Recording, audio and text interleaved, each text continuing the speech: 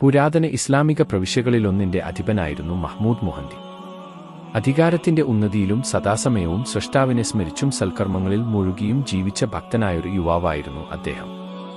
വിവാഹജീവിതത്തിന്റെ ബന്ധനങ്ങളില്ലാതെ വിശുദ്ധ ഖുർആൻ ഹൃദിസ്ഥമാക്കി ആത്മീയതയുടെ തണലിലായിരുന്നു ആ രാജാവിന്റെ വാസം. ഒരിക്കൽ രാജാവിനെ അസ്വസ്ഥനാക്കിയ ഒരു സ്വപ്നമുണ്ടായി. പ്രഭാതത്തിൽ ഉണർന്ന അദ്ദേഹം പരിഭ്രാന്തനായി തന്റെ മന്ത്രിമാരെ വിളിച്ചുകൂട്ടി. ഗൗരവപൂർണമായ ആ സഭയിൽ അദ്ദേഹം പ്രഖ്യാപിച്ചു, എന്റെ റബ്ബ് എന്നെ ഏൽപ്പിച്ച ഈ വിശാലമായ സാമ്രാജ്യം ഒറ്റയ്ക്ക് പരിപാലിക്കാൻ എനിക്ക് സാധിക്കുന്നില്ല. ഭരണകാര്യങ്ങളിലെ നേരിയ വീഴ്ച പോലും അല്ലാഹുവിന്റെ മുന്നിൽ എന്നെ മറുപടി പറയേണ്ടവനാക്കും. അതിനാൽ ഈ രാജ്യത്തെ 7 പ്രവിശ്യകളായി വിഭജിക്കാൻ ഞാൻ തീരുമാനിച്ചിരിക്കുന്നു. നിങ്ങളിൽ ഓരോരുത്തരും ഓരോ ഭാഗത്തിന്റെ സ്വതന്ത്ര ഭരണാധികാരികളായിരിക്കണം. എന്നിരുന്നാലും പരമാധികാരം എനിക്കായിരിക്കും. ശേഷിക്കുന്ന കാലം എന്റെ റബ്ബിന് ഇബാദത്ത് ചെയ്ത് ജീവിക്കാൻ ഞാൻ ആഗ്രഹിക്കുന്നു. അങ്ങനെ ആ സാമ്രാജ്യം 7 ഭാഗങ്ങളായി വിഭജിക്കപ്പെട്ടു. രാജാവും കുടുംബവും രാജ്യത്തിന്റെ ഹൃദയഭാഗത്തുള്ള കൊട്ടാരത്തിൽ ഏകാന്തമായ ആരാധനകളിൽ മുഴുകിക്കഴിഞ്ഞുകൂടി. വർഷങ്ങൾ കടന്നുപോയി. നാടിന്റെ അധിപൻ മഹ്മൂദ് മുഹന്തിയാണെന്ന് പ്രജകൾക്കെല്ലാം അറിയാമായിരുന്നുവെങ്കിലും ഭരണത്തിൽ ഇടപെടാത്തതും പൊതുവേദികളിൽ വരാത്തതും കാരണം അദ്ദേഹത്തിന്റെ രൂപം പലർക്കും അജ്ഞാതമായിരുന്നു. ഒരിക്കൽ 7 പ്രവിശ്യകളിലൊന്നിലെ രാജാവ് തന്റെ അതീവ സുന്ദരിയായ മകളെ മഹ്മൂദ് രാജാവിന് വിവാഹം ചെയ്തു കൊടുക്കാനുള്ള ആലോചനയുമായി അദ്ദേഹത്തെ സമീപിച്ചു. രാജാവ് ശാന്തനായി മറുപടി നൽകി, താങ്കൾ മടങ്ങിക്കൊള്ളൂ, അനുയോജ്യമായൊരു ദിവസം പെണ്ണ് കാണാൻ ഞാൻ വരാം. രാജാവ് സന്തോഷത്തോടെ മടങ്ങി. എന്നാൽ നിത്യവും ആരാധനകളിൽ ലയിച്ചുചേരുന്ന മഹ്മൂദ് രാജാവിന്റെ ഓർമ്മയിൽ നിന്ന് ആ വാഗ്ദാനം പതുക്കെ മാഞ്ഞുപോയി. മറ്റൊരു ദിവസം കുളിക്കാനായി ദേഹമാസകലം എണ്ണ തേച്ച് ഒരു തോർത്തുമുണ്ട് മാത്രം ധരിച്ച് മഹ്മൂദ് രാജാവ് കൊട്ടാരത്തിന്റെ മട്ടുപ്പാവിലൂടെ ഉലാത്തുകയായിരുന്നു. പതിവുപോലെ അദ്ദേഹത്തിന്റെ ചുണ്ടുകളിൽ ഖുർആൻ വചനങ്ങൾ തത്തിക്കളിച്ചു. സൂറത്ത് ആലു ഇമ്രാനിലെ 26-ാം സൂക്തമായിരുന്നു അദ്ദേഹം അപ്പോൾ ഉരുവിട്ടിരുന്നത്. അല്ലാഹുവേ, നീ ഉദ്ദേശിക്കുന്നവർക്ക് അധികാരം നൽകുകയും നീ ഉദ്ദേശിക്കുന്നവരിൽ നിന്ന് അധികാരം എടുത്തുമാറ്റുകയും ചെയ്യുന്നു.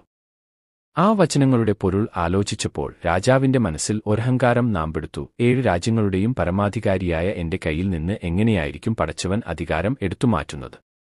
എന്റെ കീഴിൽ തന്നെയല്ലേ മറ്റ് രാജാക്കന്മാരെല്ലാം? അദ്ദേഹം ചിന്തിച്ചു തീർന്നില്ല. പെട്ടെന്ന് കൊട്ടാരമുറ്റത്ത് വൻ ബഹളം മുഴങ്ങി. രക്ഷിക്കണേ, ഓടി വരണേ രാജാവേ! പട്ടാളക്കാരുടെ നിലവിളി കേട്ട് അദ്ദേഹം ഞെട്ടിത്തിരിഞ്ഞു. മട്ടുപ്പാവിലിരുന്ന് താഴേക്ക് നോക്കിയ രാജാവ് സ്തബ്ധനായിപ്പോയി. തന്നെ നോക്കി നിൽക്കുന്ന ഭീകരരൂപിയായ ഒരു കൂറ്റൻ പുലി. മറ്റൊന്നും ആലോചിക്കാതെ ഒരു വാൾ എറിഞ്ഞുതരാൻ അദ്ദേഹം പട്ടാളക്കാരോട് ആജ്ഞാപിച്ചു. വസ്ത്രം പോലും ശ്രദ്ധിക്കാതെ മട്ടുപ്പാവുനിൽ നിന്ന് താഴേക്ക് ചാടിയ ആ വീരശൂരപരാക്രമി വാളോങ്ങി പുലിയെ നേരിട്ടു. മിന്നൽ വേഗത്തിൽ പുലി ഒഴിഞ്ഞുമാറിക്കൊണ്ടിരുന്നു. പിടിതരാതെ ഓടുന്ന പുലിയെ തുരത്താൻ രാജാവ് ഒരു കുതിരയെ ആവശ്യപ്പെട്ടു. രാജാവ് കുതിരപ്പുറത്ത് കയറുന്നത് വരെ പുലി അവിടെ തന്നെ കാത്തുനിൽക്കുന്നുണ്ടായിരുന്നു. അദ്ദേഹം ജീനിയിലിരുന്നതും പുലി ശരവേഗത്തിൽ കാട്ടിലേക്ക് പാഞ്ഞു. പിന്നാലെ രാജാവും. ദേഹത്തെ എണ്ണയും കീറിപ്പറിഞ്ഞ തോർത്തുമണ്ടും വകവെക്കാതെ അദ്ദേഹം ആ കൊടുംകാടിന്റെ വന്യതയിലേക്ക് കുതിച്ചു. ഒടുവിൽ ഒരു മലമുകളിൽ പുലി എത്തിനിന്നു. ലക്ഷ്യം തെറ്റാതെ രാജാവ് തന്റെ വാൾ പുലിയുടെ നെഞ്ചിന് നേരെ എറിഞ്ഞു. ശ്വാസമൊന്ന് നേരെയാക്കി കണ്ണ് തുറന്നു നോക്കിയ രാജാവ് അത്ഭുതപ്പെട്ടുപോയി. അവിടെ പുലിയുടെ ലേശം ഒരു അടയാളം പോലുമില്ല. താൻ എറിഞ്ഞ വാൾ ദൂരെ മണ്ണിൽ തറച്ചുകിടക്കുന്നു. തന്നെ ഇത്രയും ദൂരം വഴിതെറ്റിച്ചു കൊണ്ടുവന്ന ആ ജീവി എങ്ങുപോയി? ചുറ്റും നോക്കിയപ്പോഴാണ് താൻ ഒരുപാട് ദൂരം പിന്നിട്ടിരിക്കുന്നുവെന്ന് അദ്ദേഹം തിരിച്ചറിഞ്ഞത്. ദേഹത്തെ എണ്ണയിൽ പൊടിപടലങ്ങൾ പറ്റിപ്പിടിച്ചിരിക്കുന്നു. വസ്ത്രമാണെങ്കിൽ മുള്ളുകളിൽ തട്ടി നാമമാത്രമായി മാറിയിരിക്കുന്നു. ഈ വേഷത്തിൽ പ്രജകളുടെ മുന്നിലൂടെ നടക്കാൻ കഴിയില്ലെന്ന് ബോധ്യപ്പെട്ട രാജാവ് രാത്രിയാകാൻ കാത്തിരുന്നു. ക്ഷീണിതനായ അദ്ദേഹം പച്ചിലകൾ വിരിച്ച് അവിടെ കിടന്നു. സ്രഷ്ടാവിന്റെ നിശ്ചയപ്രകാരം അദ്ദേഹം ഗാഠനിദ്രയിലാണ്ടു. ദൈവനിയോഗമെന്നോണം രാജാവ് ചെന്നെത്തിയത് നേരത്തെ വിവാഹാലോചനയുമായി വന്ന ആ രാജാവിന്റെ നാട്ടിലായിരുന്നു. തന്റെ ഏകപുത്രിയായ സുഹ്ര രാജകുമാരിക്ക് വിവാഹസമ്മാനമായി നൽകാൻ ആ രാജാവ് ശേഖരിച്ചു വച്ചിരുന്ന സ്വർണവും രത്നങ്ങളും അന്നേ ദിവസം രാത്രി ആരോ കവർന്നു. ഖജനാവ് തകർക്കപ്പെട്ട വിവരം അറിഞ്ഞ രാജാവ് ക്രുദ്ധനായി. തന്റെ കൊട്ടാരത്തിൽ മോഷണം നടത്താൻ തുനിഞ്ഞവനെ കണ്ടെത്താൻ അദ്ദേഹം പട്ടാളക്കാരോട് കൽപ്പിച്ചു. സൈന്യം കാടടക്കം പരിശോധന നടത്തുമ്പോൾ തന്റെ വിധി എങ്ങോട്ടാണ് നീങ്ങുന്നതെന്നറിയാതെ മഹ്മൂദ് രാജാവ് ആ കാട്ടിൽ ഉറങ്ങുകയായിരുന്നു. കൊട്ടാരത്തിലെ കള്ളനെ പിടികൂടാൻ സൈന്യം ആവതുശ്രമിച്ചിട്ടും ഫലമുണ്ടായില്ല. ഇതിൽ കുപിതനായ മഹാരാജാവ് തന്റെ 11 പടയാളികളെ വിളിച്ചു ഗർജിച്ചു, 3 ദിവസത്തിനകം ആ കള്ളനെ എന്റെ മുന്നിൽ ഹാജരാക്കണം. പരാജയപ്പെട്ടാൽ നിങ്ങളുടെ ഉടലിൽ തലയുണ്ടാവില്ല. രാജാവിന്റെ ഈ അന്ത്യശാസനത്തിൽ പടയാളികൾ ഭയന്നുവിറച്ചു. അത്രയും വലിയ സുരക്ഷാ വലയങ്ങൾ ഭേദിച്ചെത്തിയ കള്ളനെ കണ്ടെത്തുക അസാധ്യമാണെന്ന് അവർക്ക് തോന്നി. ഒടുവിൽ മരണഭയത്താൽ ആ 11 പേരും നാടുവിടാൻ തീരുമാനിച്ചു. പലായനത്തിനിടയിൽ അവർ മഹ്മൂദ് രാജാവ് ഉറങ്ങിക്കിടന്നിരുന്ന മലനിരകളിൽ എത്തിച്ചേർന്നു. മലമുകളിലെത്തിയ പടയാളികളിൽ ഒരുവൻ മരച്ചുവട്ടിൽ എണ്ണ തേച്ചുറങ്ങുന്ന ഒരാളെ കണ്ട് ആവേശത്തോടെ വിളിച്ചു പറഞ്ഞു, വേഗം വരൂ, നമ്മൾ ഭാഗ്യവാന്മാരാണ്. കള്ളനെ ഇതാ കിട്ടിയിരിക്കുന്നു. ഇനി നമുക്ക് നാടുവിടേണ്ടതില്ല. മറ്റുള്ളവർ ഓടിയെത്തി നോക്കുമ്പോൾ കുതിരയുടെ ചാരെ ശാന്തനായി ഉറങ്ങുന്ന മഹ്മൂദ് രാജാവിനെയാണ് കണ്ടത്. അവരിൽ ചിലർ സംശയിച്ചു, ഇവൻ കള്ളനാണെന്ന് തോന്നുന്നില്ലല്ലോ. എന്നാൽ മറ്റു ചിലർ വാദിച്ചു, കള്ളല്ലെങ്കിൽ പിന്നെ എന്തിനാണ് ഈ പാതിരാത്രിയിൽ ദേഹത്ത് എണ്ണയും തേച്ച് ഇവിടെ ഒളിച്ചിരിക്കുന്നത്? അവർ ഉടൻ തന്നെ കാട്ടുവള്ളികൾ ശേഖരിച്ച് അയാളെ കെട്ടാൻ മുതിർന്നു. തലയ്ക്ക് കൈവച്ച് സുഖനിദ്രയിലായിരുന്ന രാജാവിന്റെ കൈകൾ ബലമായി പിടിച്ചു കെട്ടാൻ ശ്രമിക്കവേ അദ്ദേഹം ഞെട്ടിയുണർന്നു. നിങ്ങൾ ആരാണ്? എന്തിനാണ് എന്നെ ബന്ധിക്കുന്നത്? രാജാവ് ചോദിച്ചു. രാജകൊട്ടാരം കൊള്ളയടിച്ചിട്ട് ഇവിടെ സുഖമായി ഉറങ്ങുകയാണല്ലേ? പടയാളികൾ പരിഹസിച്ചു. ഞാൻ മോഷണം നടത്തിയിട്ടില്ല. ഞാൻ 7 രാജ്യങ്ങളുടെ അധിപനായ മഹ്മൂദ് രാജാവാണ്, അദ്ദേഹം വിളിച്ചു പറഞ്ഞു. എന്നാൽ കീറിപ്പറിഞ്ഞ വേഷത്തിൽ നിൽക്കുന്ന അയാളുടെ വാക്കുകൾ കേട്ട് അവർ പരിഹാസത്തോടെ പൊട്ടിച്ചിരിച്ചു. പടയാളികൾ അദ്ദേഹത്തിന്റെ വായ തുണി തിരുകി അടച്ചു. ക്രൂരമായി മർദ്ദിച്ചുകൊണ്ട് അവർ അദ്ദേഹത്തെ കൊട്ടാരത്തിലേക്ക് വലിച്ചിഴച്ചു. ആ വേദനയിലും മഹ്മൂദ് രാജാവ് മനസ്താപത്തോടെ ചിന്തിച്ചു, എന്റെ റബ്ബേ, എത്ര പെട്ടെന്നാണ് നീ എന്നിൽ നിന്നും അധികാരത്തിന്റെ കിരീടം എടുത്തുമാറ്റിയത്. കൊട്ടാരത്തിലെത്തിയ പടയാളികൾ ആവേശത്തോടെ രാജാവിനെ അറിയിച്ചു, മഹാരാജാവേ, മോഷ്ടാവിനെ ഞങ്ങൾ പിടികൂടിയിരിക്കുന്നു. എന്നാൽ കള്ളനോടുള്ള കടുത്ത ദേഷ്യം കാരണം അവനെ കാണാൻ പോലും രാജാവ് തയ്യാറായില്ല. അദ്ദേഹം ഉത്തരവിട്ടു, എന്റെ മകളുടെ ആഭരണങ്ങൾ മോഷ്ടിച്ച ആ നീചനെ എനിക്ക് കാണേണ്ട. നാളെ നേരം പുലരുമ്പോൾ അവന്റെ 2 കൈപ്പത്തികളും മുറിച്ചുമാറ്റണം. മേലിൽ അവൻ മോഷണം നടത്തരുത്.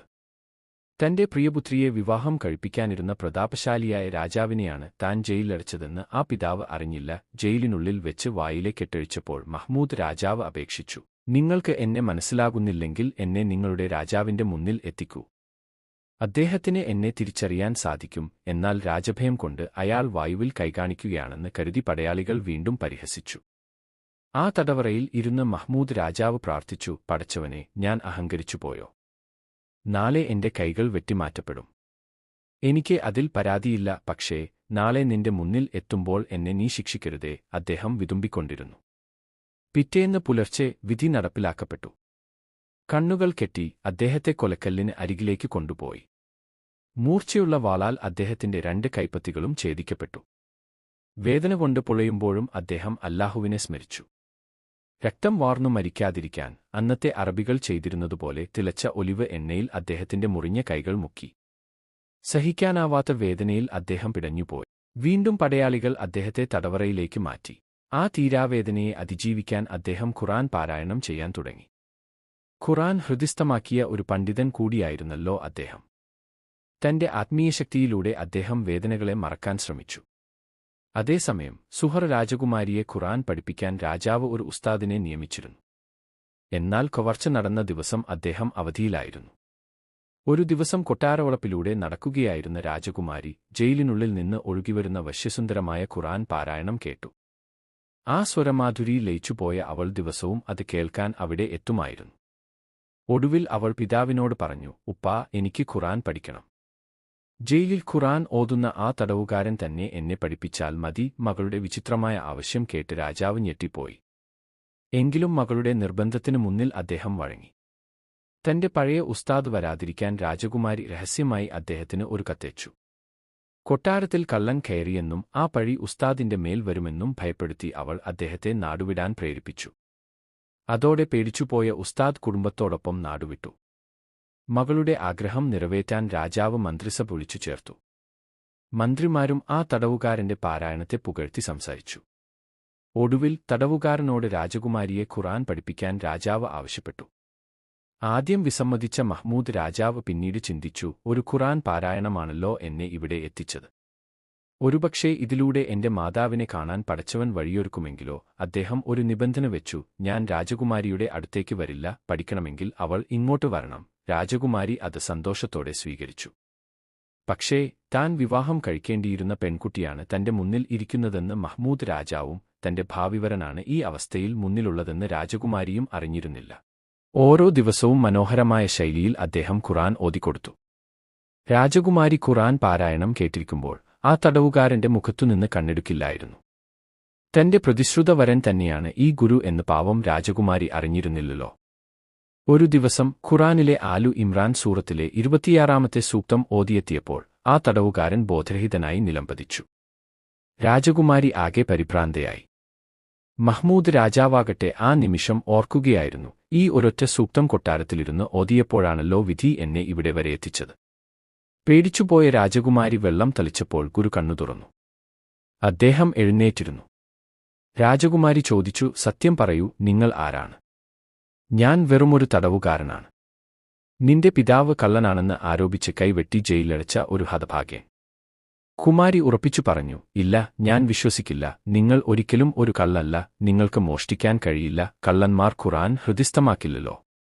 മഹ്മൂദ് രാജാവ് സത്യം വെളിപ്പെടുത്താൻ തയ്യാറായില്ല. എന്നാൽ സുഹ്റകുമാരി വീണ്ടും നിർബന്ധിച്ചപ്പോൾ അദ്ദേഹം ചോദിച്ചു, നിനക്ക് മഹ്മൂദ് ബിൻ മുഹന്തി എന്ന രാജാവിനെ അറിയുമോ?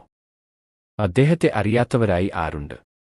7 സാമ്രാജ്യങ്ങളുടെ ചക്രവർത്തി, ഖുർആൻ മനപാഠമാക്കിയ പണ്ഡിതൻ, സൽസ്വഭാവി, നീതിമാന്യെ. രാജകുമാരി നാണത്തോടെ കൂട്ടിച്ചേർത്തു, എന്നെ വിവാഹം കഴിക്കാൻ പോകുന്നത് ആ രാജാവാണ്. ഇതുകേട്ട് മഹ്മൂദ് രാജാവ് നടുങ്ങിപ്പോയി. അദ്ദേഹം മനസ്സിൽ പറഞ്ഞു, അല്ലാഹു എല്ലാത്തിനും കഴിവുള്ളവനാണ്. എന്തൊരു അത്ഭുതം! എന്റെ കൈ വെട്ടി ജയിലടച്ചവന്റെ മകൾ എന്റെ പ്രതിശ്രുതവധു തന്നെയാണല്ലോ ഈ മുന്നിൽ നിൽക്കുന്നത്. അദ്ദേഹം പതുക്കെ പറഞ്ഞു, നീ പറയുന്ന ആ മഹ്മൂദ് രാജാവ് ഞാൻ തന്നെയാണ്. രാജകുമാരി അത് കേട്ട് ചിരിക്കാൻ തുടങ്ങി. നിങ്ങൾ തമാശ പറയുകയാണോ? എന്റെ പിതാവ് പോലും അദ്ദേഹത്തിന്റെ സാമന്ത രാജാവാണ്. അതേ രാജകുമാരി, ആലു ഇമ്രാനിലെ 26-ാം സൂക്തം ഞാൻ എന്റെ കൊട്ടാരത്തിലിരുന്ന് ഓടിക്കൊണ്ടിരുന്നപ്പോഴാണ് എനിക്ക് ഇവിടെ വരെ എത്തേണ്ടി വന്നത്. രാജകുമാരി വിശ്വസിക്കാനാവാതെ സ്തബ്ധയായി ഇരുന്നുപോയി. തന്റെ പിതാവ് കൈ വെട്ടാൻ ഉത്തരവിട്ടത് ഈ മഹാരാജാവിന്റേതായിരുന്നു. റബ്ബേ! മഹ്മൂദ് രാജാവ് അവളോട് പറഞ്ഞു, ഈ കാര്യം ഒരു കാരണവശാലും നീ നിന്റെ പിതാവിനോട് പറയരുത്. എന്നെ റബ്ബാണ് ഇവിടെ എത്തിച്ചത്. തുടർന്നും അവൻ നോക്കിക്കൊള്ളും. രാജകുമാരിയുടെ കണ്ണിൽ നിന്നും കണ്ണുനീർ ഉറ്റി വീണുകൊണ്ടിരുന്നു.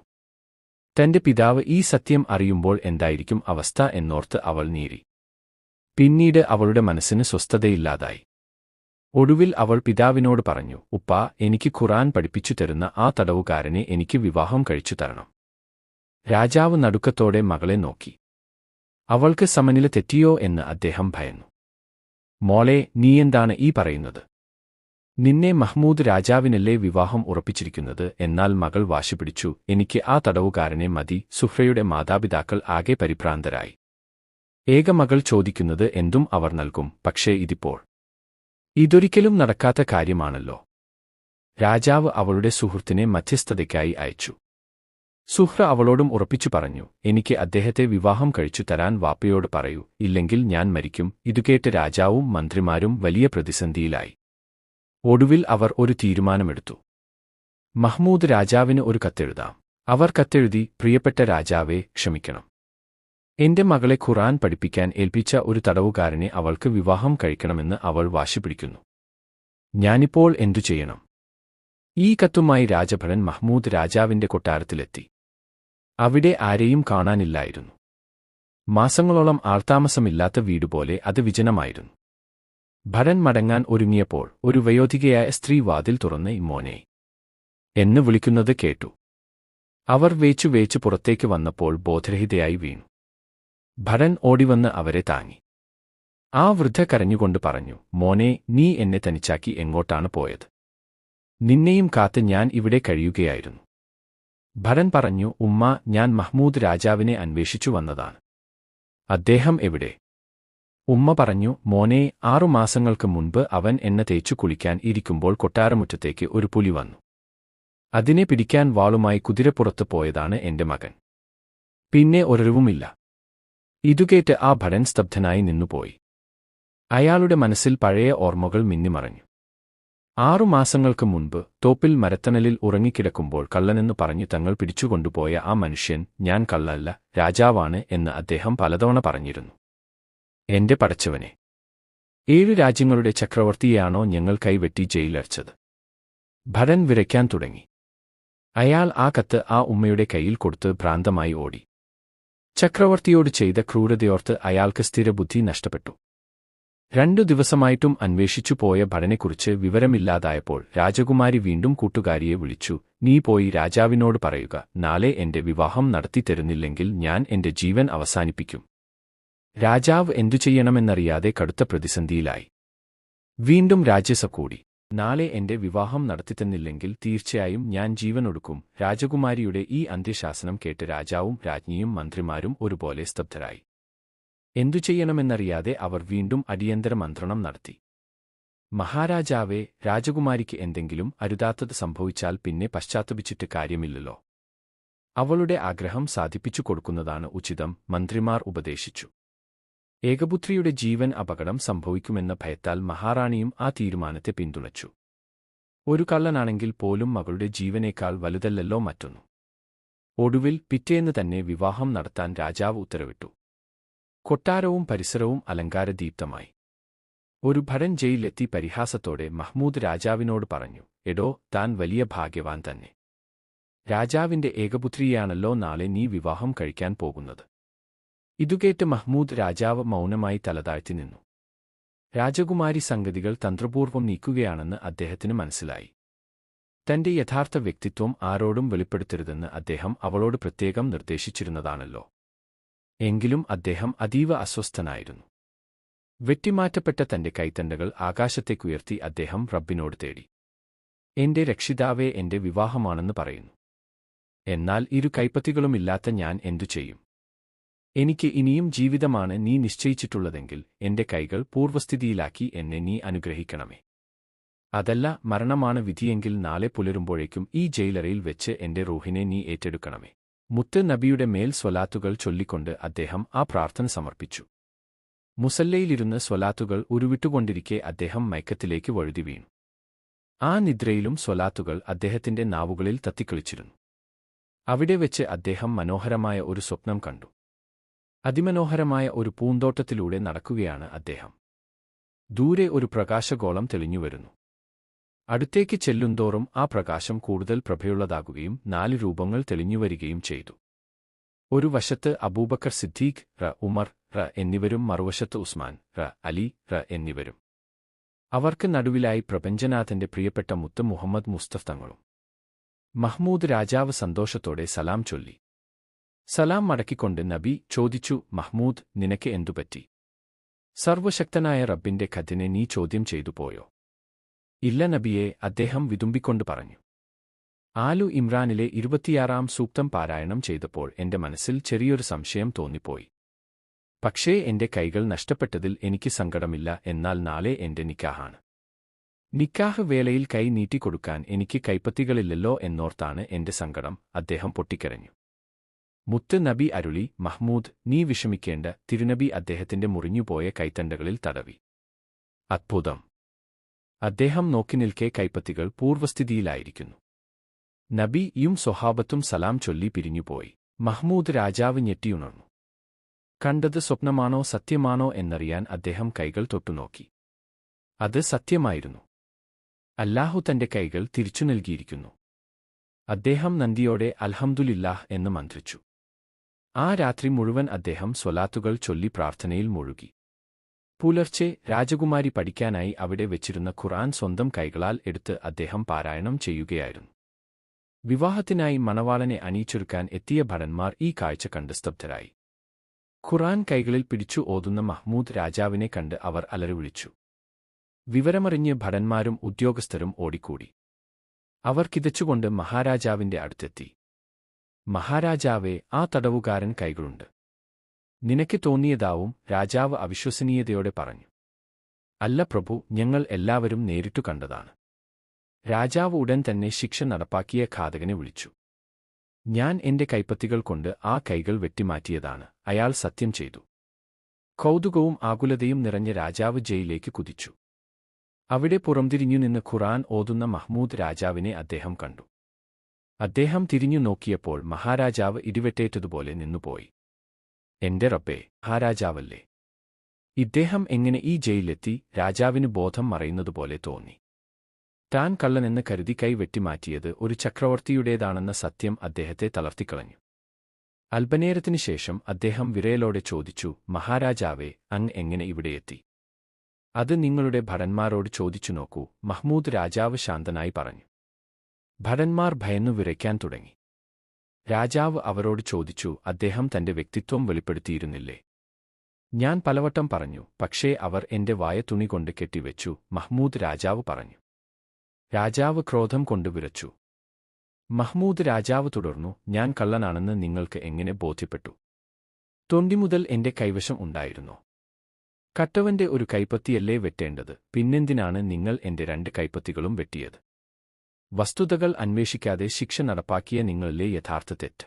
അതിയായ പശ്ചാത്താപത്താൽ രാജാവ് തലതാഴ്ത്തി. അപ്പോൾ മഹ്മൂദ് രാജാവ് പറഞ്ഞു, നിങ്ങളെ കുറ്റം പറഞ്ഞിട്ട് കാര്യമില്ല. ഞാൻ എന്റെ രക്ഷിതാവിനോട് ഒരു തെറ്റു ചെയ്തു. അതിനുള്ള ശിക്ഷയായി അല്ലാഹു നിങ്ങളിലൂടെ എന്നെ പരീക്ഷിച്ചതാണ്. സന്തോഷം നിറഞ്ഞ മനസ്സോടെ രാജാവ് തന്റെ മകളുടെ അടുത്തേക്ക് ഓടിയെത്തി. എന്നാൽ മകൾക്ക് ഇതൊക്കെ നേരത്തെ അറിയാമായിരുന്നു എന്ന കാര്യം അദ്ദേഹം അറിഞ്ഞിരുന്നില്ല. മകൾ പറഞ്ഞു, ഉപ്പാ, എനിക്ക് എല്ലാം അറിയാമായിരുന്നു. അതുകൊണ്ടാണ് ഞാൻ ആ തീരുമാനത്തിൽ ഉറച്ചുനിന്നത്. പക്ഷേ ഇത് ആരോടും വെളിപ്പെടുത്തില്ലെന്ന് ഞാൻ റബ്ബിനോട് സത്യം ചെയ്തിരുന്നു. പിന്നീട് വലിയ ആഘോഷത്തോടെ വിവാഹം നടന്നു. മണവാളന്റെ കൈപ്പത്തികൾ കണ്ട് അതിഥികളെല്ലാം അത്ഭുതപ്പെട്ടു. ഈ കൈകൾ എങ്ങനെ തിരികെ കിട്ടിയെന്ന് എല്ലാവർക്കും അറിയണമായിരുന്നു. വിവാഹശേഷം മഹ്മൂദ് രാജാവ് എല്ലാവരോടുമായി പറഞ്ഞു, ഞാൻ എന്റെ റബ്ബിനോട് വിതുമ്പിക്കരഞ്ഞു പ്രാർത്ഥിച്ചു. മുത്ത് നബിയുടെ മേൽ സ്വലാത്തുകൾ വർദ്ധിപ്പിച്ചു. അങ്ങനെ തിരുനബി തങ്ങൾ എനിക്ക് തിരിച്ചു തന്നതാണ് ഈ കൈകൾ. റബ്ബിലേക്ക് അടുക്കുന്നവർക്ക് അല്ലാഹു ഇത്തരത്തിൽ അത്ഭുതകരമായ കറാമത്തുകൾ നൽകി അനുഗ്രഹിക്കുമല്ലോ. കഥ ഇഷ്ടപ്പെട്ടെങ്കിൽ എല്ലാവരും ലൈക്ക് ചെയ്യുക, സബ്സ്ക്രൈബ് ചെയ്യുക.